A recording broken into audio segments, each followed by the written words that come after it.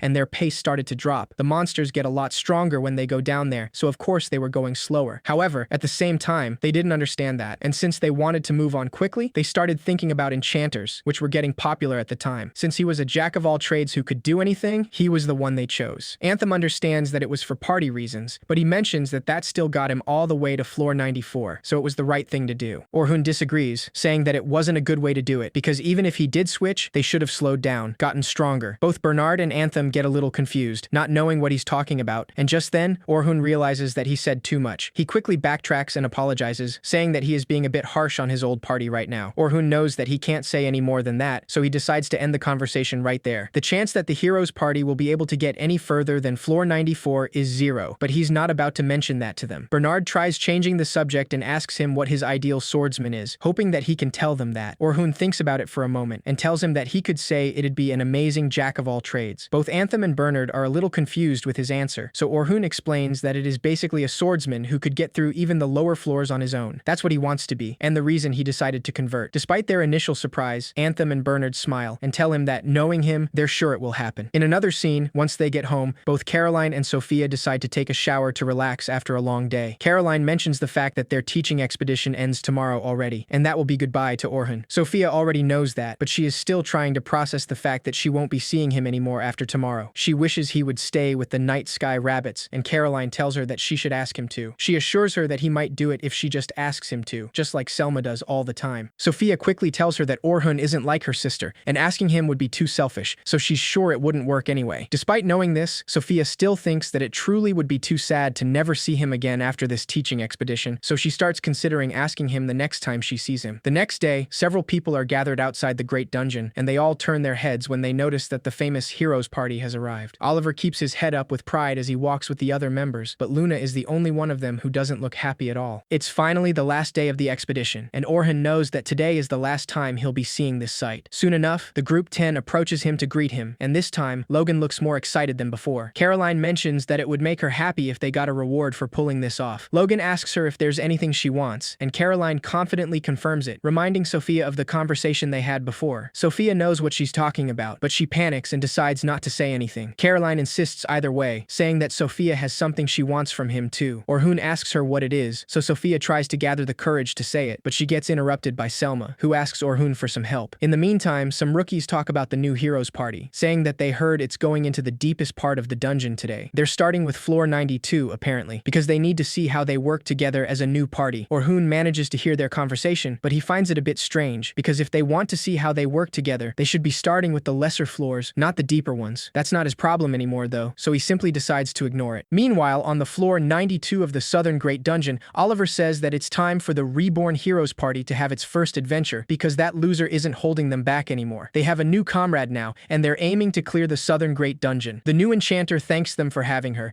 and Derek asks her to show them what she can do. Annalie assures him it'll be fine, because she's not like that jack-of-all-trades who was holding them back. Luna remains silent all the time, but Oliver believes that even she should understand after this dungeon dive that they were right. In a change of scene, we see a memory from 2 days ago when the new enchanter introduces herself as Philly Carpenter. Oliver mentions that she's a skilled adventurer who reached the 100th floor in the Western Great Dungeon, and she'll be their party's first real enchanter. Philly thanks them for this wonderful welcome party they made for her, and Derek says that they need to party now that Orhun is gone. He also mentions that he was shocked to see the accounts he was managing, because it turns out they had plenty of money. Annalie says that she doesn't know why he was so stingy, since money is no good if he doesn't use it. Philly reluctantly asks them if that money isn't for the party's activities, but Oliver interrupts her and says that that's enough about Orhun, because this is her welcome party. Everyone decides to cheer, but that's when Luna suddenly shows up, saying that she needs to check something. She doesn't recognize Philly at all, but Oliver asks her to continue, and Luna says that she heard that Orhun is going into the Great Dungeon with the Night Sky Silver Rabbits. Oliver is clearly shocked by that information, and Annalie quickly gets defensive, asking how he could end up with the rabbits after just 3 days. Derek wonders if he still thinks he's an S rank after they told him how weak he was, but Luna has no idea what they're talking about. She asks them what happened while she was gone, but Oliver only asks her to stay calm. Annalie interrupts him and tells her that that jack-of-all-trades left the party 3 days ago. Oliver confirms this, and Luna is hurt to know that he finally gave up on them. Derek quickly intervenes, saying that she's making it sound like they're the ones who got ditched, but it's the other way around, since they kicked that jack-of-all-trades out. Luna's expression changes instantly at that, but Oliver confirms this without regrets, and introduces her to their new enchanter, and Orhun's replacement, Philly Carpenter. Luna calmly mentions that she thought she had made it clear that she was opposed to anyone taking Orhun's place. Oliver tells her that she has to understand that Orhun is not strong enough for them anymore. Luna tells him that she understands nothing of the sort, because Orhun is clearly the core of this party. They only made it this far because of him, so they can't go any further without him. Annalie tells her that even though she thinks that jack-of-all-trades is something special, the rest of them doesn't, and it's too late, because no amount of complaining will change anything. Despite her frustration, Luna admits that it is too late, and Oliver is glad that she won't argue anymore. Since they're all reunited, he decides to talk about their immediate plans, since it's Philly's first time working with them. That's why, in 2 days, they'll test how they work together on floor 92, and if everything works out, they'll move to floor 94. Luna immediately lets him know that she's opposed to this, because she has no desire to end up dead. After all, even if Philly is a skilled enchanter, they should learn to work together on a lesser floor. The others don't understand what she's talking about, and Derek reminds her that they've already reached floor 93, so floor 92 should be simple. Luna reminds them that there's a black dragon down there, and they were only barely able to win last time. Derek assures her that it was because Orhun was around, and Annalie agrees, saying that without that jack-of-all-trades holding them back, it'll be easy. Luna clarifies that she doesn't want them to misunderstand this, and warns them that the black dragon is massively more powerful than them. Oliver cuts her off and says that their goal is merely to see how they work together, so they're not going to fight the black dragon. Derek contradicts him and says that they're totally going to fight it, so Luna tries to warn them that it's far too risky to go to the lowest floors without Orhun. Oliver doesn't let her finish, and clarifies that this has been decided already, so she isn't allowed to refuse. Back to the present time, they fight the monster on floor 92, but Oliver notices that his sword can't hurt it. He quickly gets out of the way before getting struck by the monster, but his body starts feeling heavy. He realizes that every time his buffs wear off, it's like his whole body is covered in weights, and he can't keep this up. Oliver asks Philly why their buffs keep wearing off, and she nervously apologizes, saying that she hasn't figured out how they all fight yet. Oliver is surprised that it takes her so long to figure out, since Orhun had everything figured out within an hour or so on the first day. Derek uses his shield to block the monster's attack, but it ends up being stronger than he expected, and it almost hits Annalie. He doesn't understand what's going on, because he used to be able to easily block stuff like that. Annalie decides to use a fire bullet to attack, but this does absolutely nothing to the monster. Her attack is so weak that even Oliver thinks that she's just messing around, but she assures him that she's doing it like she always does. Oliver then asks Philly to buff Annalie, but Philly lets him know that she already has. He asks her to do it again, and Philly quickly complies, but Annalie's attack spells are as weak as before, so she has no choice but to run away from the monster. Oliver doesn't understand what's going on, because Philly's support magic is supposed to be much more powerful than Orhun. The monster continues attacking them, and Derek barely can block the blows anymore. Oliver quickly asks Annalie to get around to its side, but the monster easily spots her and attacks her right away. Annalie panics, because this never happened before, but Oliver doesn't back down and asks Philly to watch the monster's next attack and warn them. Philly tells him that that's impossible, but Oliver reminds her that it's the enchanter's job to keep an eye on everything and understand the flow of battle. Philly apologizes apologizes, saying that it's all she can do right now to cast her support magic. Annalie calls her useless without hesitation, and Oliver tries to think about what to do because Derek and Annalie aren't as strong as they usually are, and neither is he, since he can't draw out his sword's power at all today. In theory, Philly's support magic has massively increased his physical abilities, so he doesn't understand why they're so weak. Luna can't believe that he still doesn't understand, and Oliver asks her to explain what happened to them. Annalie is just angry that she's not telling them already, since they're all comrades. Luna has no choice but to tell them, but before she can explain the reason they're weaker,